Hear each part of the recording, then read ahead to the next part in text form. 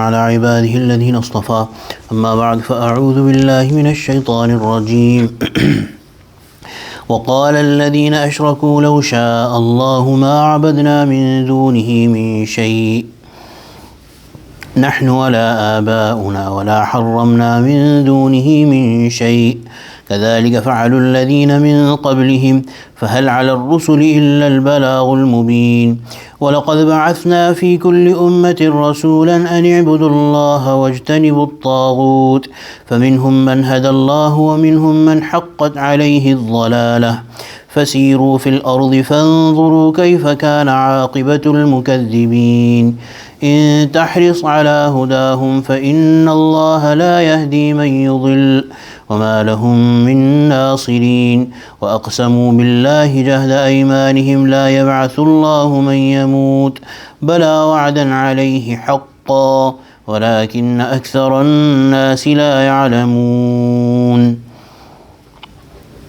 ليبين لهم الذي يختلفون فيه وليعلم الذين كفروا أنهم كانوا كاذبين إنما قولنا لشيء إذا أردناه أن نقول له كن فيكون صدق الله العظيم وبلغنا رسوله النبي الكريم ونحن على ذلك من الشاهدين والشاكرين والحمد لله رب العالمين. Surah Nahl. وقال الذين أشركوا لو شاء الله ما عبدنا من دونه من شيء نحن ولا آباؤنا ولا حرمنا من دونه من شيء.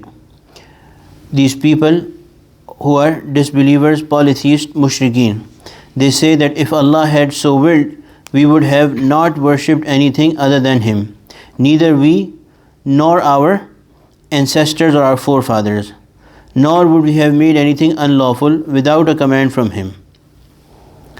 So, in this ayah, Allah subhanahu wa ta'ala is mentioning two things that the mushrikeen used to say. One is that when you say Allah is all powerful and Allah has full authority over everyone, then if He would have willed, we would have become Muslims. And if He would have not willed, then we would not have become Muslims. So if we are mushrikeen, then it is by the will of Allah. In a way they were saying that it is by the will of Allah that we are mushrikeen and He is happy with us being mushrikeen. وَلَا حَرَّمْنَا مِن دُونِهِ مِن شَيْءٍ. And the second thing is that we would not have made anything unlawful without a command from Him, because He is in full control. So whatever we are doing, basically it is with His permission and He is pleased with us. Allah subhanahu wa ta'ala is saying كَذَلِكَ فَعَلَ الَّذِينَ مِن قَبْلِهِمْ فَهَلْ عَلَى الرُّسُلِ إِلَّا الْبَلَاغُ الْمُبِينُ. So Allah subhanahu wa ta'ala is telling the Prophet sallallahu alaihi wasallam that similar was the reaction of those who were before them. And therefore the messenger's obligation is no more than to convey the message clearly. The messenger has not been made responsible over them. The reality is that Allah subhanahu wa ta'ala has perfect control, and under that perfect control Allah subhanahu wa ta'ala has given human beings a choice.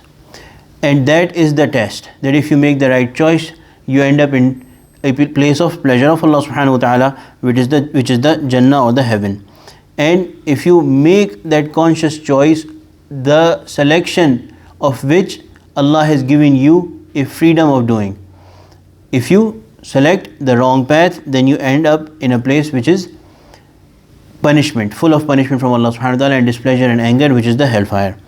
وَلَقَدْ بَعَثْنَا. Allah subhanahu wa ta'ala is responding to it. وَلَقَدْ بَعَثْنَا فِي كُلِّ أُمَّةٍ رَسُولًا أَنِ اعْبُدُوا اللَّهَ وَاجْتَنِبُوا الطَّاغُوتَ. Allah subhanahu wa ta'ala without doubt raised a messenger among every people.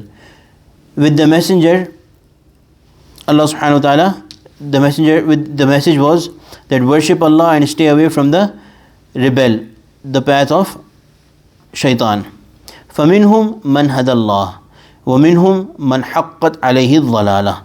Then there were some among them whom Allah guided, and there were others against whom deviation from the right path was established. So this happened in the previous nations as well, that their prophet used to come and they would tell them the right thing and they would present the right choice before them. Then those who wanted to choose the right path, Allah subhanahu wa ta'ala guided them. And those who themselves made the conscious choice of choosing kufr and rebellion over the right path, then Allah subhanahu wa ta'ala also fixed and established dhalala, or going astray for them. Deviation. فَسِيرُوا فِي الْأَرْضِ فَانْظُرُوا كَيْفَ كَانَ عَاقِبَةُ الْمُكَذِّبِينَ. Allah subhanahu wa ta'ala is telling them, challenging them, so travel on the earth and see how was the fate of those who rejected the prophets. So if you are saying that Allah is pleased with the ones who reject the prophet, then go and see, they are not very far, go and see, and you will see for yourself what happened to the people. Was Allah happy with them or was Allah angry with them? Their signs, their remains are still there, and you can tell that Allah was not happy with such people. It was not with Allah's pleasure that they were disobeying and becoming polytheists. In tahris ala hudahum, Allah subhanahu wa ta'ala is saying to the Prophet sallallahu alaihi wasallam that if you are keen upon their guidance, فَإِنَّ اللَّهَ لَا يَهْدِي مَن يُضِلُّ, then remember that Allah does not lead those to the right path whom He lets go astray. وَمَا لَهُم مِّن نَاصِرِينَ, and for them there are no helpers. So therefore the Prophet sallallahu alaihi wasallam is keen, and the Muslims are keen on the guidance.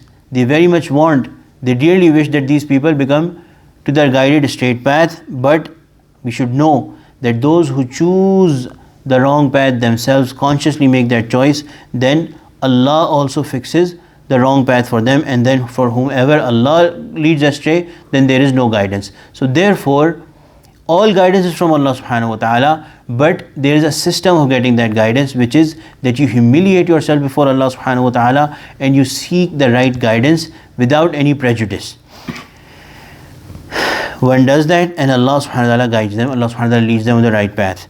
One who has bias, then Allah subhanahu wa ta'ala, when they show bias and they choose the wrong path, then Allah also fixes the path of deviation and the wrong path for them. Then there cannot be anyone who can guide them.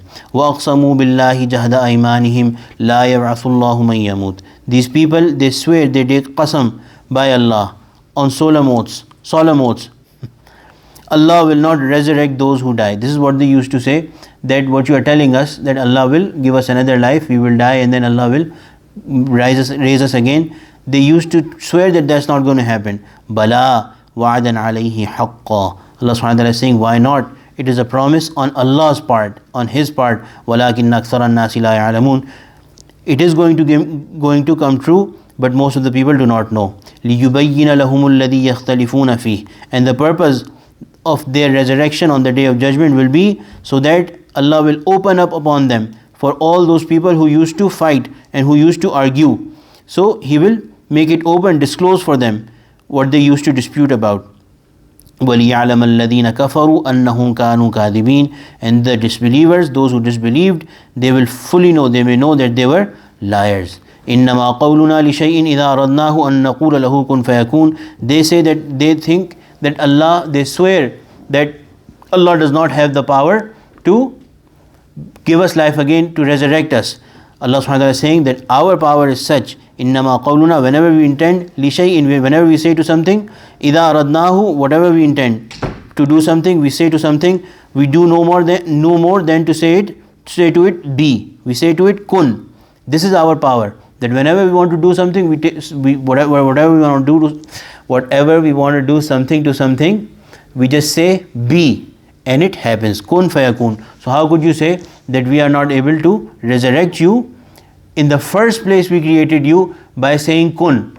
We said be and you came along. So resurrection, giving you life again, making you accountable, holding you responsible, all of that is perfectly in our control and within our authority, and we will do it. It is a promise from Allah subhanahu wa ta'ala. On that day Allah subhanahu wa ta'ala will open up the things that they used to do. May Allah subhanahu wa ta'ala protect us from being among the kuffar and the mushrikeen. May Allah subhanahu wa ta'ala always keep us steadfast, firm, established on the path of Allah and Rasul sallallahu alayhi wa sallam. Amin ya Rabbil Alameen. ربنا تقبل منا إنك أنت السميع العليم وتب علينا إنك أنت التواب الرحيم وصلى الله تعالى على خير خلقه سيدنا ومولانا محمد وعلى آله وصحبه أجمعين. آمين برحمتك يا أرحم الراحمين.